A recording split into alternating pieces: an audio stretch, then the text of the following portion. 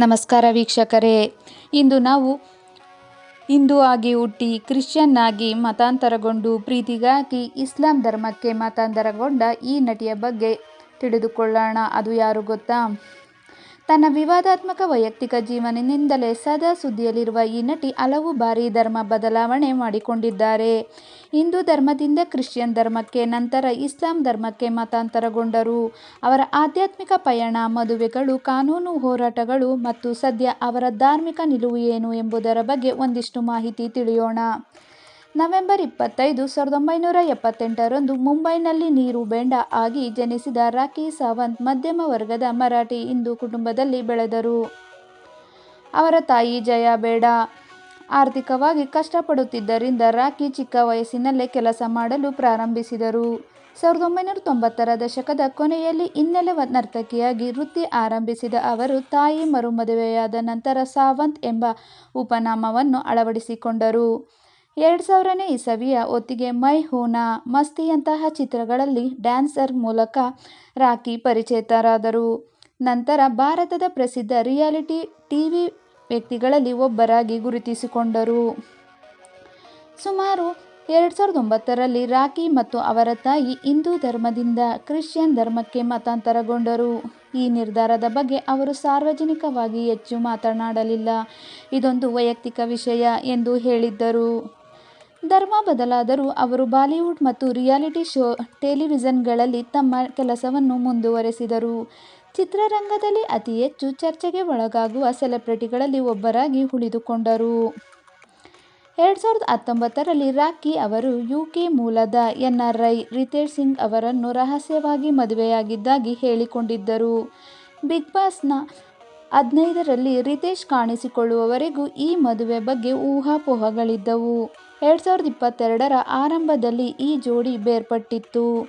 ಅದೇ ವರ್ಷ ರಾಖಿ ಆದಿಲ್ ಖಾನ್ ದುರಾನಿಯನ್ನು ಭೇಟಿಯಾದರು. ಜೂನ್ 2022ರಲ್ಲಿ ಅವರನ್ನು ಮದುವೆಯಾಗುವ ಮೂಲಕ ಅವರು ಇಸ್ಲಾಂಗೆ ಮತಾಂತರಗೊಂಡರು. ಫಾತಿಮಾ ಎಂಬ ಹೆಸರನ್ನು ಅಳವಡಿಸಿಕೊಂಡು ಬುರ್ಕಾ ಧರಿಸಲು ಪ್ರಾರಂಭಿಸಿದರು. ಆರಂಭದಲ್ಲಿ ಈ ಜೋಡಿ ತಮ್ಮ ಮದುವೆಯನ್ನು ಖಾಸಗಿ ಇಟ್ಟುಕೊಂಡಿದ್ದರೂ ಜನವರಿ 2023ರಲ್ಲಿ ಸಾರ್ವಜನಿಕವಾಗಿ ಘೋಷಿಸಿದರು. ಮದುವೆಯನ್ನು ಸಾರ್ವಜನಿಕವಾಗಿ ಘೋಷಿಸಿದ ಕೆಲವೇ ದಿನಗಳಲ್ಲಿ ಸಂಬಂಧವು ನಾಟಕೀಯ ತಿರುವು ಪಡೆಯಿತು. ಆದಿಲ್ ತನ್ನ ಹಿನ್ನೆಲೆಯ ಬಗ್ಗೆ ಪ್ರಮುಖ ವಿಷಯಗಳನ್ನು ಮುಚ್ಚಿಟ್ಟಿದ್ದಾರೆ ಎಂಬ ರಾಖಿ ಆರೋಪಿಸಿದ್ದರು. ಪ್ರಾಮಾಣಿಕತೆಗೆ ಎಲ್ಲಕ್ಕಿಂತ ಹೆಚ್ಚು ಬೆಲೆ ಇರುತ್ತಿತ್ತು ಎಂದು ಸಾರ್ವಜನಿಕವಾಗಿ ತಮ್ಮ ನಿರಾಶೆಯನ್ನು ವ್ಯಕ್ತಪಡಿಸಿದರು.